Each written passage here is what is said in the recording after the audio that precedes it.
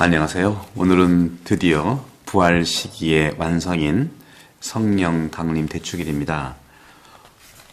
성령께서 줄기차게 창조 때부터 말씀과 함께 하느님과 함께 또 신약에서도 예수님께서는 늘 성령과 함께 하느님 영을 받아서 우리들에게 항상 성령의 은총과 은사를 내려주셨죠. 오늘 성령 강림 대축일을 보게 되면 1독서, 2독서, 복음 전체가 우리 성령의 참 사랑을 이야기하고 있어요. 오늘 복음을 보면은 제자들은 예수님이 부활하셨는데도 불구하고 다락방에서 정말 덜덜 떨고 두려워서 문을 잠가놓고 있었잖아요. 여러분 혹시 부활 시기인데도 여러분의 마음의 문을 잠가놓고 있지는 않습니까? 성령께서 우리에게 오셔서 항상 열어주시죠. 제자들은 유다인들이 두려워 문을 모두 잠가놓고 있었다고 말합니다. 예수님이 가운데에 서서 평화가 너희와 함께 그러면서 당신의 두 손과 옆구리를 그들에게 보여주셨는데 제자들은 주님을 뵙고 기뻐했다고 그랬어요.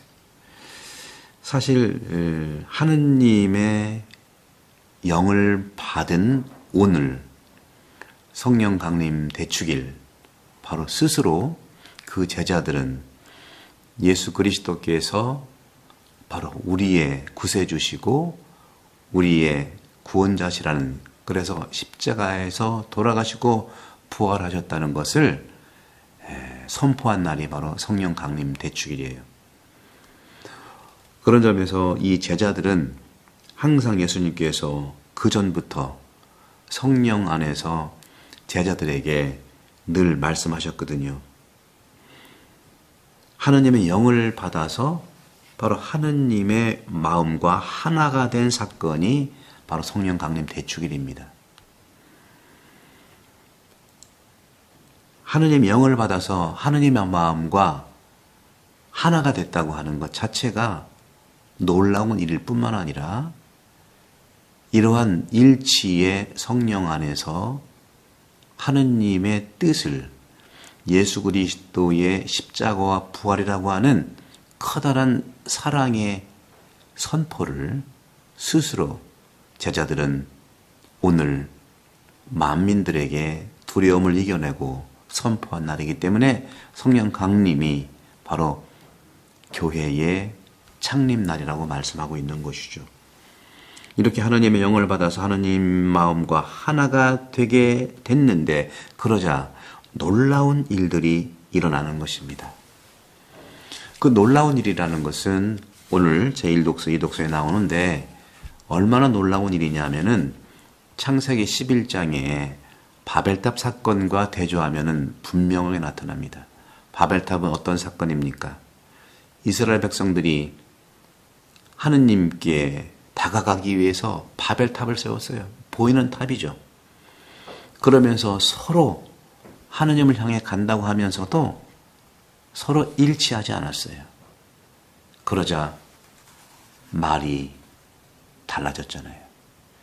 같은 사람인데도 서로 하는 말들을 못 알아들어요. 알아듣지 못합니다.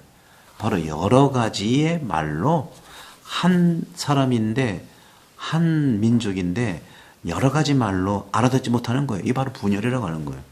하느님께 간다고 하는 목표를 표방해서 서로 분열하는 거거든요. 못 알아듣습니다.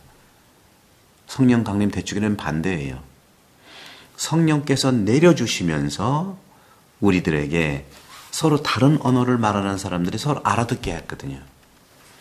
바벨탑 사건의 메시지는 같은 말을 하지만 서로 이해 못하는 불통, 그런 점에서 우리도 반성해 보면 같은 신앙을 가졌지만 내 안에서 뿐만 아니라 또 성당 안에서 또 교회 공동체 안에서 얼마나 서로의 말을 이해하지 않고 오해하고 알아듣지 않습니까? 또 못합니까?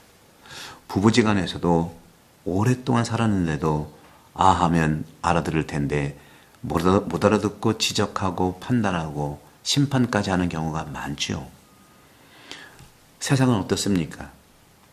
우리 한 민족 안에서 언어를 쓰면서도 언어적 폭력이 얼마나 많습니까?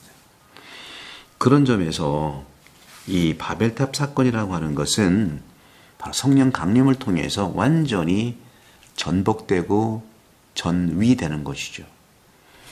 오늘 복음에서도 나와 있지만 오늘 제1독서에서 보게 되면 사도행전 2장 1절에서 11절 오순절이 됐을 때 사도들은 한자리에 모였죠.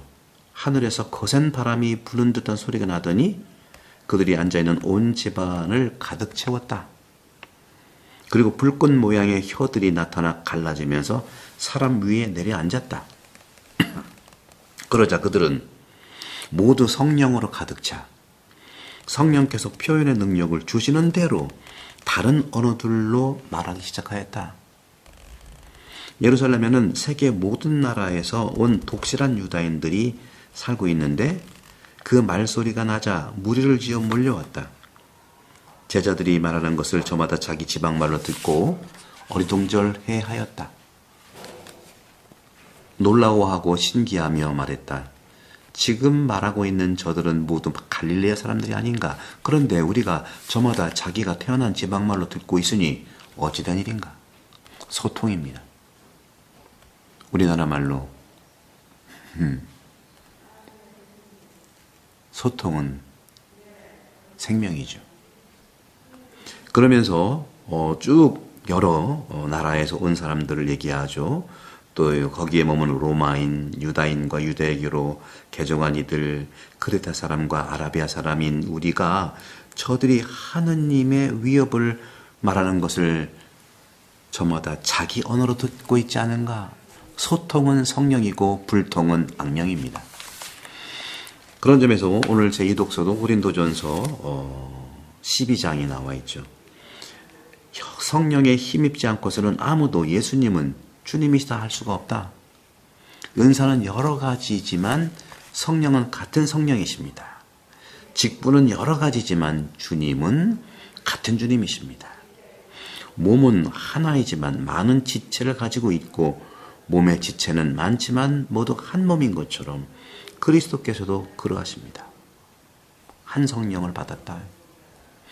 모두 한 성령 안에서 그리스인이든 유다인이든 자유인이든 종이든 모두 한 성령 안에서 세례를 받아 한 몸이 되었다. 모두 한 성령을 받아 마셨다. 성령 마셨다는 표현을 해요. 이것은 요한복음에서 지난주에 계속 말씀했던 17장 예수님의 기도에 나와 있잖아요. 바로 요한복음 17장 21절 아버지께서 내 안에 계시고 내가 아버지 안에 계시듯이 이 사람들도 모두 하나가 되게 해주십시오. 아버지가 내 안에 있고 내가 아버지 안에 있는 것은 성령 때문에 가능한 거거든요. 하나의 영성이라는 말씀을 드리고 싶은 겁니다. 아우구스티누스 성인은요, 이 성령을 사랑의 끈이라고 표현을 했습니다. 사랑의 끈. 그런 점에서 저는 이제 성령의 은사에 대한 말씀을 드리고 싶어요. 오늘 저희 독서에도 그런 말씀을 하잖아요. 은사는 여러 가지지만 성령은 같은 성령이다. 직분은 여러 가지지만 주님은 같은 주님이시다. 활동은 여러 가지지만 모든 사람 안에서 모든 활동을 일으키시는 분은 같은 하나님이시다.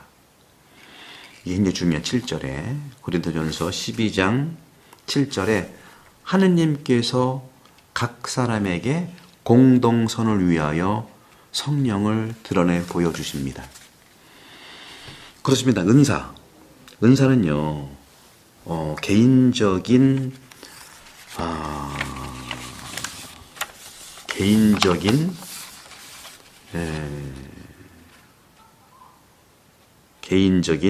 그런 성덕, 그렇죠? 개인적인 성덕을 확인시켜주는 게 아니에요. 은사는요, 개인적인 성덕을 증진시키는 것도 아닙니다.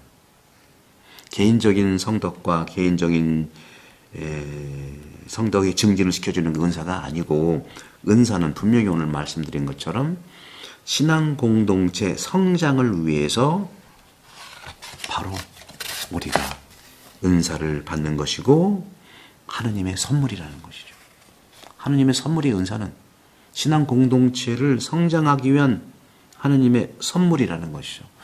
만약에 그렇지 않게 쓴다면, 은사를 오용하고 남용한다면 그거야말로 재앙이라고 볼 수가 있겠습니다. 그런 점에서 오늘 저는 여러분들께 성령 강림 대축일을 맞이해서 가장 중요한 성령 받은 사람들의 신앙의 태도는 오늘 복음에 나와 있는 평화가 너희와 함께, 아버지께서 나를 보내신 것처럼 나도 너희를 보낸다. 파견의 성령.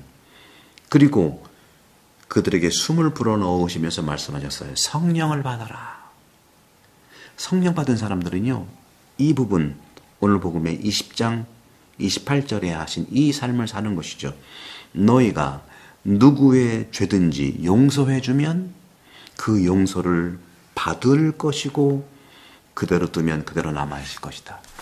성령은요, 하느님의 용서를 살아가는 능력입니다.